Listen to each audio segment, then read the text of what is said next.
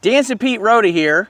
I'm here with Walk and Stop. I'm here with Corinne Reno with Wildlife Works.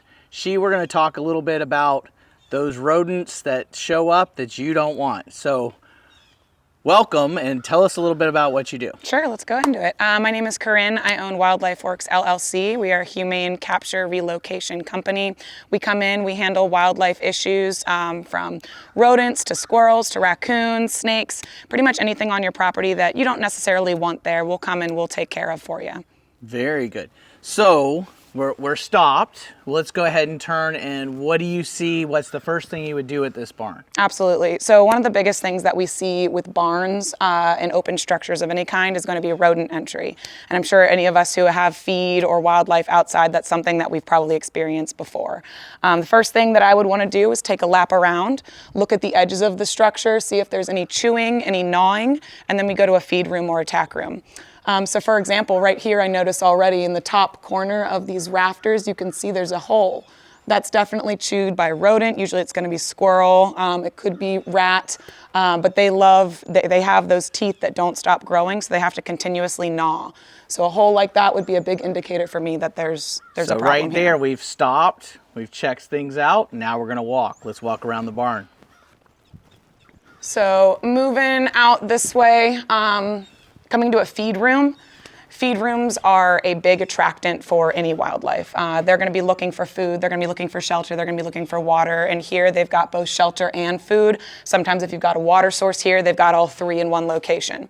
So in a feed room like this, one thing that we want to make sure is that feed is kept in containers that are sealed. You want them to be difficult for an animal to get into. These are hard to open, so something like a raccoon would have a hard time getting into it. Plastic is okay. You may see if you've got a major rodent issue, they might chew through that. So metal can be a better alternative for that, but making sure it's sealed, not open and out, that's gonna be your best bet here. Another thing that I would look for to see if there's already some sort of entry or some sort of wildlife here is I'm going to be looking on things that haven't been moved in a while. So for example, this feed tray here, this trough, looks like it has some dust on it, but you can see that there's actually marks of something that's been walking across it. Wow. So something's been crawling along here. There is going to be some sort of wildlife that's been utilizing this space. So right there, Corinne just saw tracks that notified us that there may be some activity in this feed room. That's amazing. That's why we're doing this, to educate you guys on what might be going on in your barn. All right, you ready to walk some more? Yeah, let's keep going. Let's go. So along the outside of a barn, along the edges, one thing that we'd want to do is create a rodent program. So for an open structure, you can't seal it exactly because it's going to be completely open to the elements at all times. So one thing that I would suggest, if you don't already have, is to install some rodent bait boxes. So there are options for horse owners that's not going to impact the horse. We don't like using poison around our animals, of course, but doing that and properly managing those populations is going to help in the long run. That way we can keep those numbers down and they don't become a major issue and start chewing through things like the plastic or the rafters or anything else that they can get into. All right, we're walking again. So right here you have a stall utilized as another feed room.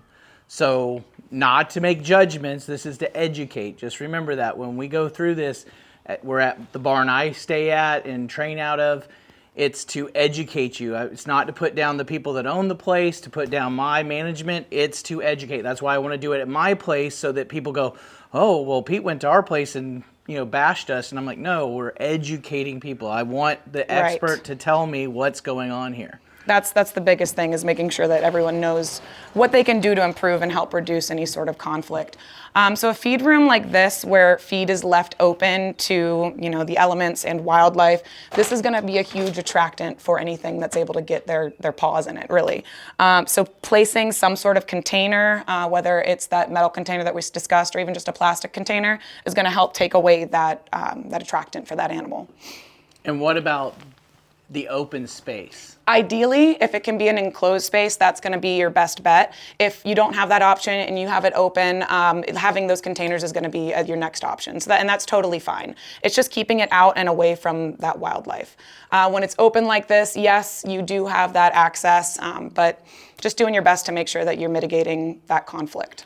So I've noticed this after talking to you last time I met you, and I saw this chicken wire in front of a hole. So tell us what you... So the first thing that I noticed is that someone was trying to exclude. Exclude just means to seal out that wildlife, and they have the right idea. Covering that hole would be a big step in what we'd want to do. The problem with a barn is that it's open everywhere. So while they have chewed that specific area, it's not going to completely seal out that wildlife.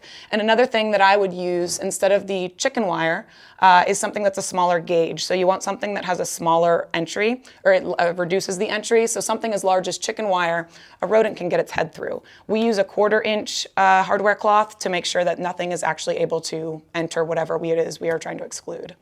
Very good. All right, let's do some more walking. So enclosed rooms like this are definitely going to be your better bet for things that you want to make sure you're protecting from wildlife. It's going to be a lot more difficult for them to come in here. It's completely sealed from the top, from the sides. It's actually an enclosed room. That's where you wanted to go? Sure. Okay. So as I would be conducting my inspection, things that I would be looking for is anything that goes to the outside. So anything that has a hole, like there was a hole here at one point before this was installed. So I would inspect this to make sure that it's still sealed. This looks solid. I wouldn't be worried about that. Another thing that you can look for is coming into any bathroom. I'm gonna let Corinne do this by herself. I got in trouble last time I was in the bathroom with Pat. Any space where water is a source, you want to look at the piping. So when I came in here, I noticed that it's completely clean. There's no chewing, but we'll flash to some photos of what this would look like. Rodent entry on pipes is really common. You'll see black sebaceous markings here. You might see some chewing in the drywall. It's just something to check where piping enters your wall to make sure that you don't already have an existing issue. Wow. I've never heard of that before. So let's walk again. Let's go into this little area, because I know in this area we've heard squirrels all through the roof. I believe it. Yep, squirrels are really common, and then also we have in Florida roof rats, and they're called that because they do like going up high, and they tend to coexist together. So in a room like this, if this was something we were trying to keep wildlife out of, I would go to these top rafters and I would make sure that we're completely excluding this area, no entry points up and above. And that's using that combination of the hardware cloth. We can install a complete wooden backing if we need to. Every situation's different. We try to match the aesthetics of the area while also making sure that we're keeping it wildlife proof. So I know you've told me about a one-way door that you install. What is that about? So a one-way door would be used in an area that's enclosed. So for example, if we had a squirrel issue in that room that was completely enclosed, we could utilize it.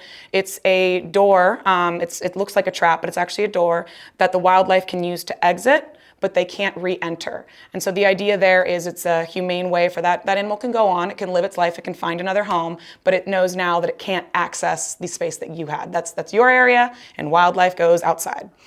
Really useful for squirrels and flying squirrels. Very good. So will we check down below for any... I think something I look for in edges often, especially areas that are cleaned pretty frequently, is these corners are often missed. So I'd be looking for droppings. I don't see anything here, so I'm not worried about it. But that's something I'd look for is squirrel droppings, rodent droppings. There is a difference between lizard, cockroach, and rat droppings, even though they do get confused sometimes. And I always notice these poops, and I'm like, oh my gosh, we have... an animal coming around, and then I realized it was the toads. Yes, yep, and that toads, gets you nervous. Oh gosh, we got a possum. Oh yeah. And then no, it's a toad. Yep, they've got some gnarly droppings as well. So knowing your poo, as we discussed before, is really important. Yeah, that's what I really like about how some people don't know much about poo. They know lots of different kinds of poo. Lots of poo. All right, we want to thank Corinne for her time and expertise, and we'll see you next time on the next part.